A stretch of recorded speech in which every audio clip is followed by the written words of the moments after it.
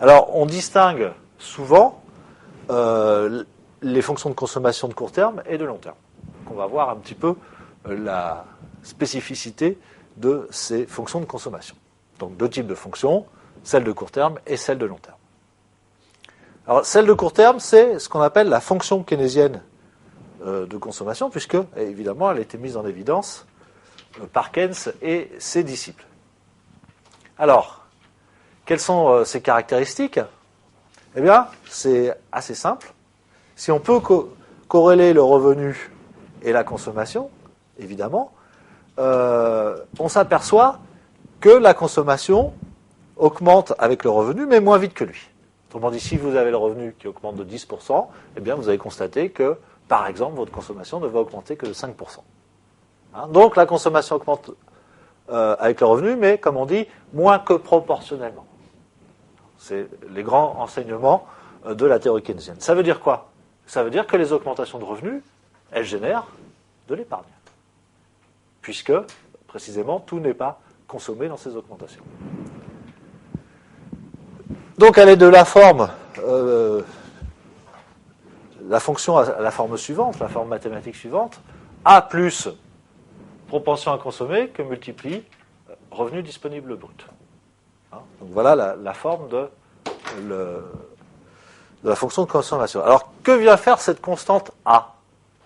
Eh bien, cette constante A est là pour montrer qu'il y a un niveau incompressible de consommation, puisque je vous rappelle que quand même, une partie de la consommation est là pour satisfaire des besoins vitaux. Donc, il y a une partie incompressible de la consommation, même si les individus ne perçoivent pas de revenus. Ils sont obligés de consommer pour survivre. Alors que cette consommation, elle soit faite parce que les individus font la manche dans la rue ou parce qu'ils vont manger au Resto du Cœur, peu importe, elle va bien être financée par quelqu'un.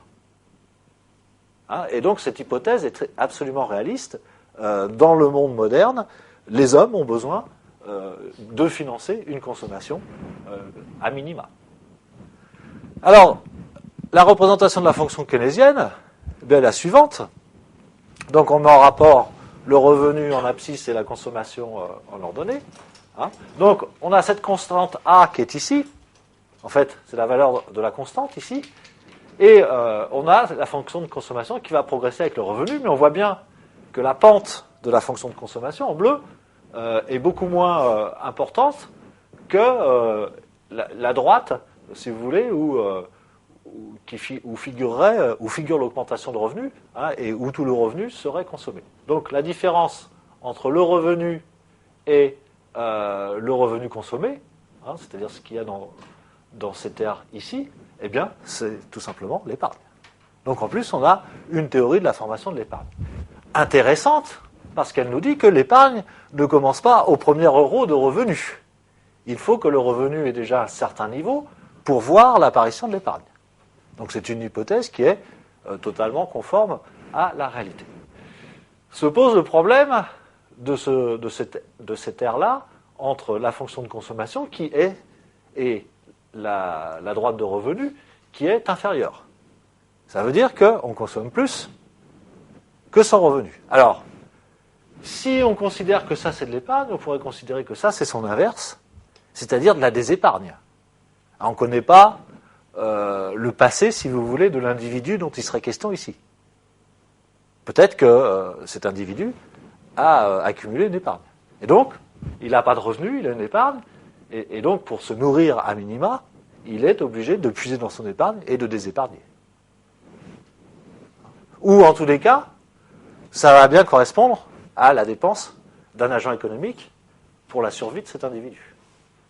Donc ce raisonnement est assez intéressant par rapport aux conséquences que l'on peut en tirer. Donc n'oubliez pas, ça marche à court terme. Ce qui veut dire que quand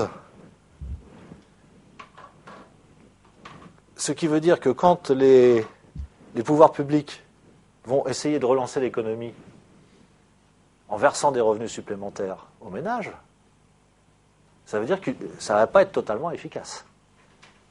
La variation de revenus consécutive à l'augmentation, par exemple, des revenus de transfert, eh bien, ne va pas provoquer une consommation de la même importance.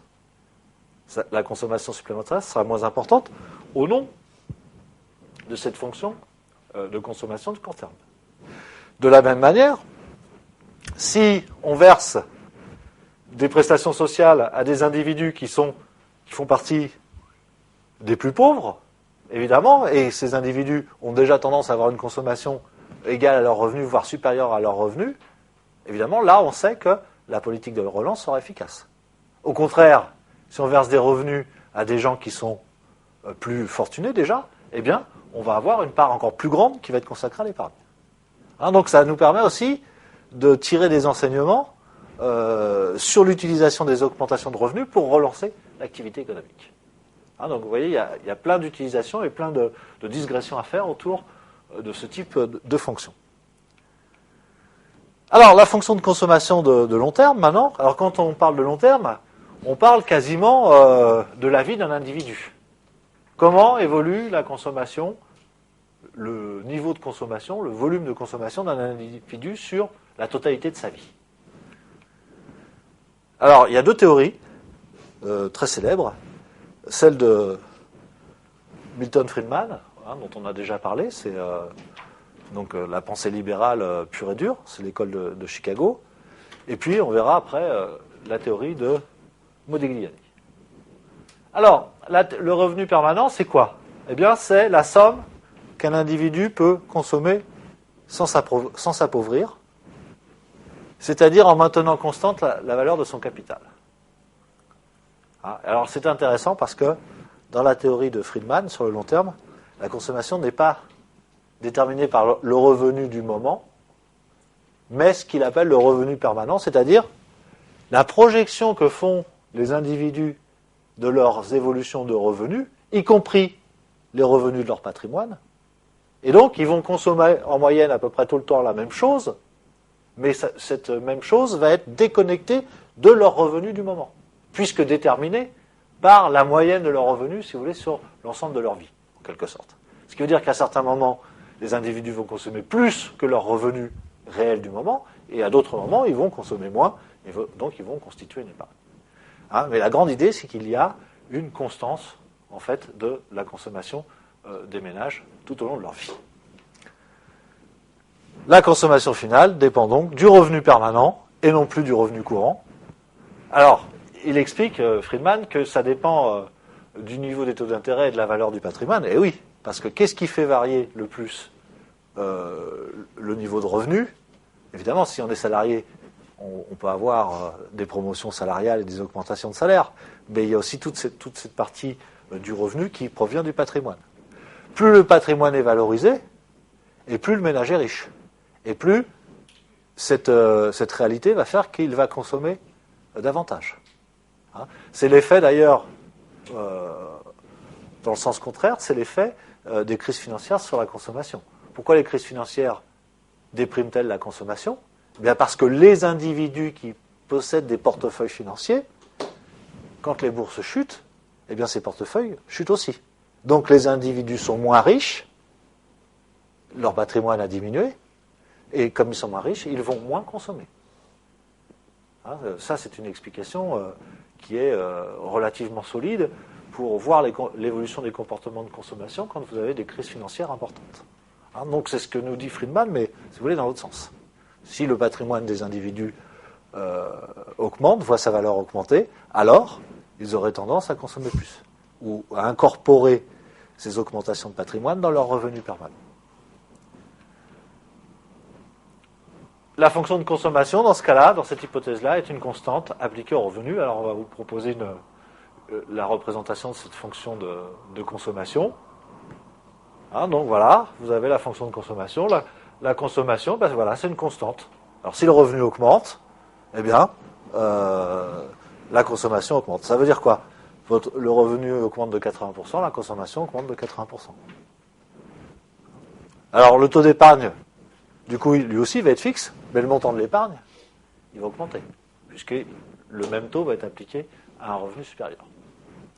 Donc on voit la formation de l'épargne. Ce qui est un peu difficile à justifier, précisément, c'est l'apparition de l'épargne dès le premier euro de revenu permanent. Hein, théoriquement, c'est quand même assez difficile à justifier. Hein, mais mis à part l'origine des droites, la thèse qu'il y a derrière est intéressante. Alors, autre théorie originale, celle de Franco Modigliani, hein, sur la théorie du cycle de vie. Alors, en gros, l'idée c'est quoi? C'est que un ménage, du point de vue de son revenu, donc de son activité professionnelle, connaît un véritable cycle de vie, c'est-à-dire qu'il a de grands besoins financiers quand il s'installe dans la ville, le ménage, et qu'il commence sa vie professionnelle, parce que les salaires ne sont pas importants, donc il a tendance à consommer plus que son revenu, et puis après, les individus vont se développer professionnellement, mieux gagner leur vie, et leur consommation va commencer à être inférieure au revenu. Ils vont se mettre à épargner. Et puis, troisième temps du cycle, les individus sont à la retraite, effondrement du revenu, ça dépend évidemment de quel pays on parle, mais enfin, en tous les cas, baisse importante du revenu, et à nouveau, la consommation va repasser au-dessus du revenu. Comment est-ce possible? En prenant sur l'épargne qu'on a accumulée sur la période précédente. Ah, donc voilà, c'est une idée très intéressante, comment on arrive à relier les différentes périodes de la vie économique, de la vie d'un individu par rapport justement à l'utilisation et à la génération de l'épargne. Donc dans la première période, ce que je vous disais, hein, le revenu d'activité est supérieur aux besoins. Alors, la retraite est d'un montant inférieur aux besoins, donc là, ça va supposer qu'effectivement, la consommation risque de dépasser le revenu du ménage. Hein, et c'est donc la retraite, l'épargne qui va être générée pendant la vie active, qui va servir à financer ces dépenses de consommation supérieures aux pensions de retraite des individus. Alors, ça va être beaucoup plus clair par la représentation. Donc voilà, vous avez la vie active.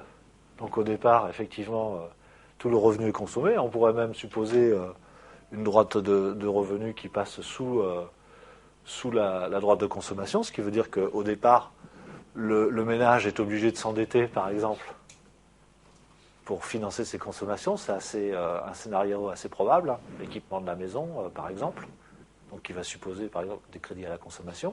Donc on peut très bien imaginer ça. Hein. La consommation donc qui va rester stable et le revenu qui va augmenter. Donc là, la différence, c'est l'épargne.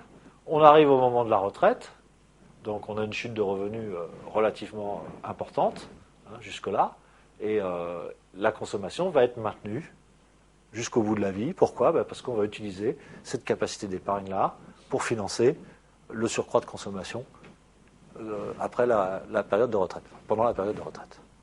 Donc c'est une théorie intéressante pour expliquer comment il y a une sorte de continuité dans la consommation des ménages.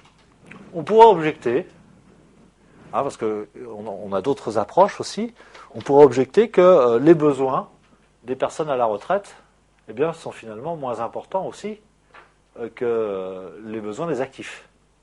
Parce que tout simplement déjà, parce qu'il y a une accumulation de biens importante, et puis que beaucoup de choses qui souhaitaient être réalisées par les individus le sont, hein, et de facto, l'intensité des besoins diminue.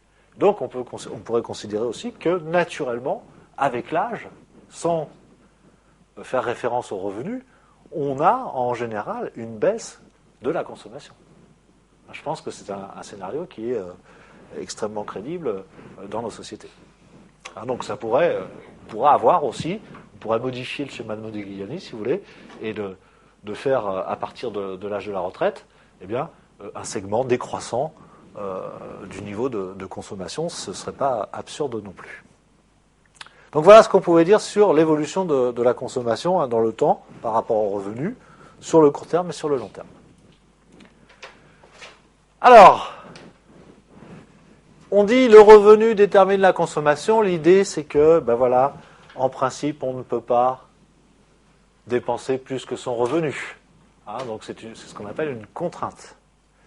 Eh bien, il existe des moyens, évidemment, pour déplacer cette contrainte, ou s'affranchir partiellement de cette contrainte, il existe deux moyens essentiels qui sont l'épargne préalable, et qui sont le crédit. Quel type de crédit? Le crédit à la consommation. Alors, l'épargne antérieure peut financer une consommation supérieure aux revenus. C'est ce qu'on appelle, dans ce cas-là, de la désépargne. Je vais prendre mes ressources monétaires sur mon livret de caisse d'épargne pour pouvoir financer l'acquisition d'une automobile.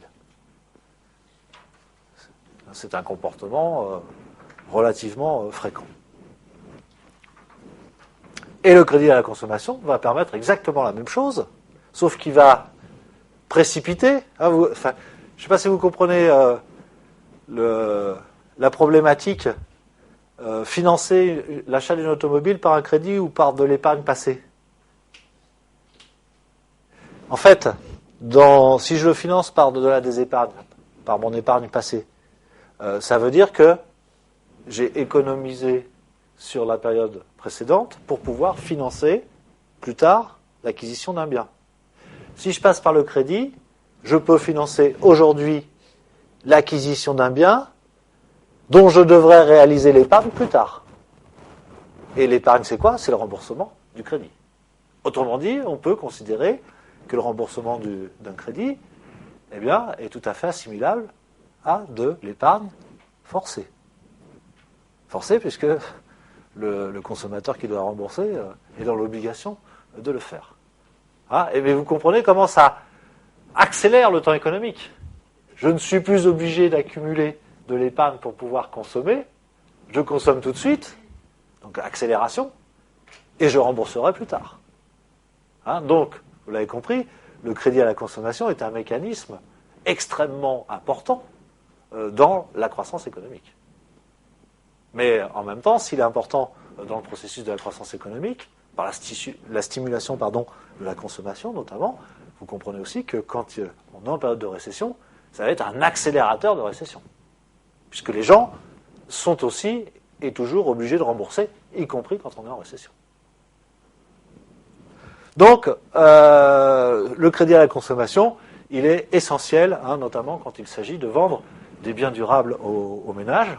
Considérez simplement le problème suivant. Est-ce que vous pensez que les Français, dans leur grande majorité, vu le revenu moyen en France, est-ce que vous pensez que les ménages français auraient 15 000 euros d'épargne préalable pour financer un véhicule?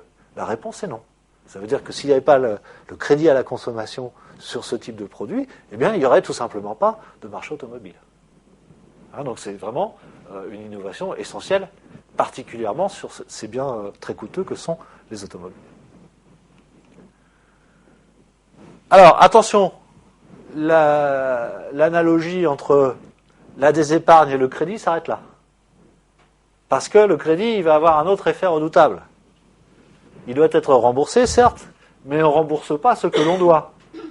On rembourse, par définition, plus que ce que l'on doit, c'est-à-dire le capital et les intérêts.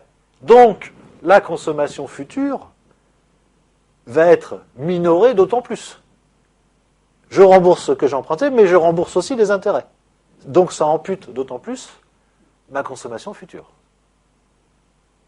Donc ça peut avoir, le crédit à la consommation peut avoir des effets dépressifs sur la consommation dans le temps, à moins de considérer que les augmentations de revenus des ménages soient supérieures aux intérêts qu'ils versent, ce qui est un scénario tout à fait possible.